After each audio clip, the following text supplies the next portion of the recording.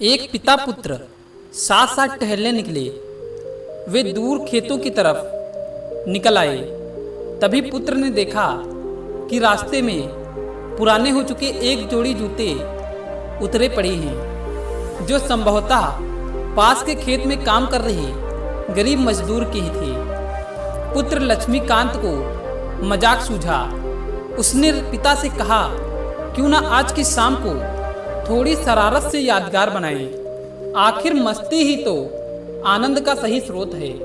पिता ने असमंजस से बेटे की ओर देखा। पुत्र बोला, हम ये जूते कहीं छुपा कर झाड़ियों के पीछे छुप जाएं। जब वो मजदूर इन्हें यहाँ नहीं पाकर घबराएगा तो बड़ा मजा आएगा।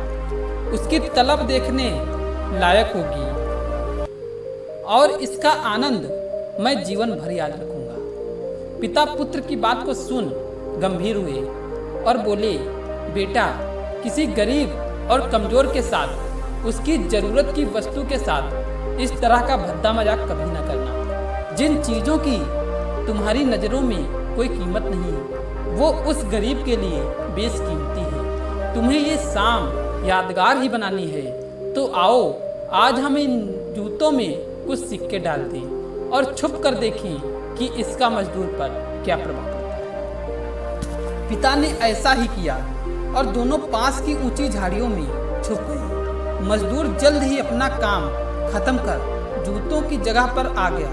उसने जैसे ही एक पैर जूते में डाले, उसे किसी कठोर चीज का आभास हुआ।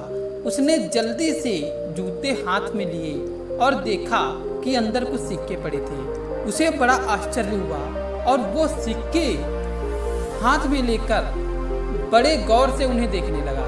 फिर वह इधर उधर देखने लगा कि उसका मददगार शख्स कौन है। दूर दूर तक कोई नजर नहीं आया तो उसने सिक्के अपनी जेब में डाल लिए। अब उसने दूसरा जूता उठाया, उसमें भी सिक्के पड़े थे। मजदूर भाव विभोर हो गया।